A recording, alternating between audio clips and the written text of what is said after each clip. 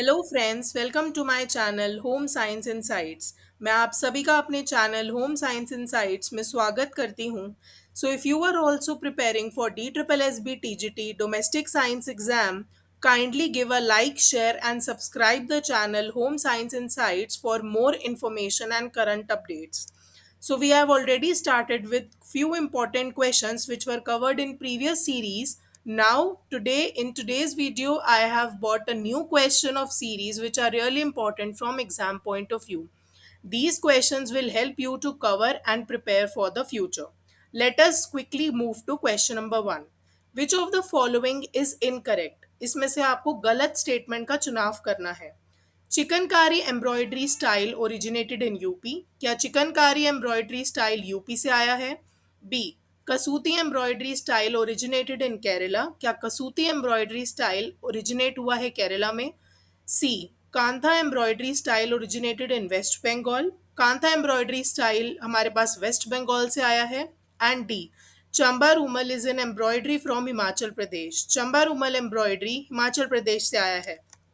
So the correct answer is B. Kasuti embroidery style originated in Kerala. ये statement गलत है. Kasuti embroidery style has been originated from Karnataka. Let us quickly move to question number 2. Phulkari is an embroidery style which originated in dash. Phulkari एक embroidery style है जो बहुत famous है. ये कहाँ से ओरिजिनेट हुआ है? A Kerala, B Maharashtra, C Madhya Pradesh या D Punjab. So the correct answer is D Punjab.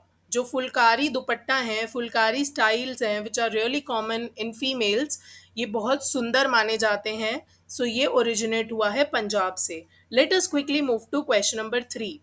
Which of the following is not an example of non verbal communication. इसमें से ऐसा कौन सा स्टेटमेंट है जो नॉन वर्बल कम्युनिकेशन का एग्जाम्पल नहीं है? नॉन वर्बल जेस्चर्स जो होते हैं बेसिकली ये हम बिना बोले यूज करते हैं.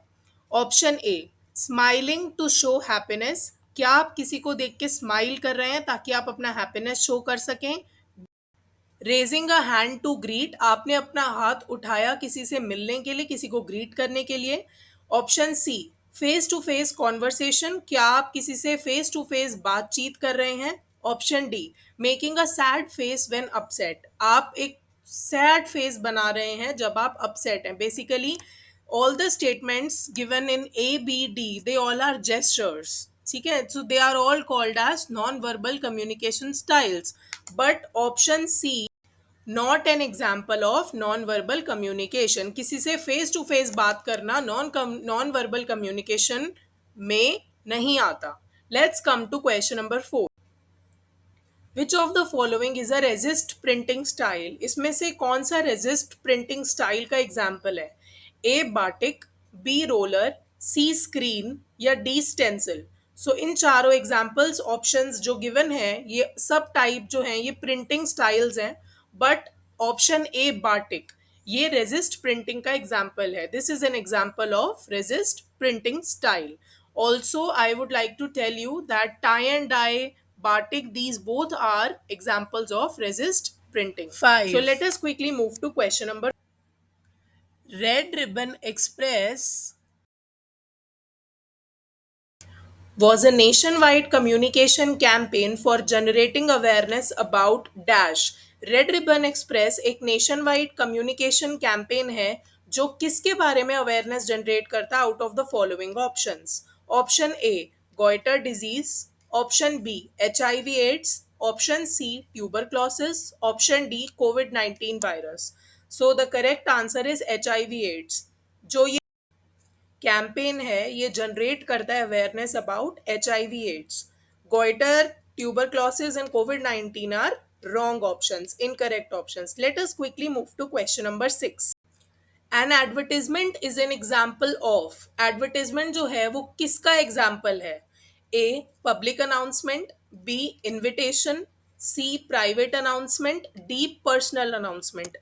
Always remember that whenever we advertise something, it is called as public announcement. उसे publicly announce किया जाता है तभी हम उसे advertisement consider करते हैं. Private, personal and invitation are not the examples of advertisement. Let us quickly move to question number 7. Which of the following is are affected during keratomalacia? इसमें से कौन सा ऐसा आंसर है, करेक्ट ऑप्शन है, जो केरेटोमलेशिया डिजीज के according affect होता है? Option A skin, B lungs, C heart, D eyes. So the correct answer is D eyes. Keratomalacia is a deficiency of vitamin A which is directly related to eyes. Let us quickly move to question number 8. Which of the following is not use to prevent food spoilage? इसमें से कौन सा तरीका है जिससे हम food spoilage को रोक नहीं सकते? A lowering of temperature during storage, क्या हम टेम्परेचर कम कर दें जब भी हम चीज़ों को स्टोर करते हैं? B addition of water moisture, क्या वाटर जब भी पेनिट्रेट हो जाता है किसी भी फूड प्रोडक्ट में तो क्या वो फूड स्पॉइलेज को प्रिवेंट कर सकता है? Option C reduction of pH, pH का लेवल रिड्यूस करके क्या हम फूड स्पॉइलेज को प्रिवेंट कर सकते हैं? And option D application of heat, अगर हम कोई भी चीज़ को हीट के एप्लीकेशन में लेके आते हैं या फिर हम उसे गर्म करते हैं, हीट करते हैं किसी भी मोड ऑफ मेथड से, तो वो फूड स्पॉइलेज को प्रिवेंट करता है. So the correct answer is option addition of water moisture. कभी भी अगर फूड प्रोडक्ट्स के अंदर वाटर पेनिट्रेट हो जाता है तो समवेयर वो फूड स्पॉइलेज का रीजन बन सकते हैं और उससे आप फूड स्पॉइलेज प्रिवेंट नहीं कर सकते. Let us quickly move to question number 9. Dyslexia is a dash. Dyslexia क्या है? ऑप्शन ए ब्लाइंडनेस, जिसमें आप देख ना सकें. ऑप्शन बी हियरिंग इम्पेयरमेंट, जिसमें आप सुन ना सकें. ऑप्शन सी रीडिंग डिसऑर्डर, क्या आपको पढ़ने में प्रॉब्लम हुए. And option D mental disorder, क्या आपके ब्रेन में कुछ रिलेटेड प्रॉब्लम है. So the correct answer is reading disorder. Dyslexia is a reading disorder which is mostly found in children. Let us quickly move to question number 10, which is the last question of today's series. Hidden hunger is dash. Hidden hunger किसको कहा जाता है? A deficiency of carbohydrates in diet, क्या आपकी diet में carbohydrates की मात्रा कम है? B deficiency of proteins in diet, आप प्रोटीन्स कम ले रहे हैं. Option C deficiency of fruits in diet, आपकी मात्रा, आपके डाइट में फ्रूट्स की मात्रा बहुत कम है. Option D deficiency of micronutrients in the diet, जो आपकी बॉडी के अंदर माइक्रोन्यूट्रिएंट्स की ज़रूरत है उसकी डेफिशिएंसी है या वो आप कम ले रहे हैं. So the correct answer is option D. Deficiency of micronutrients is also called as hidden hunger inside human body. So if you like today's series, today's questions, kindly give a like, share and subscribe the channel. Also, I would love if you will practice all these questions so that it will help you in exam. So we will meet in the next video. Till then, take care. Okay, bye-bye.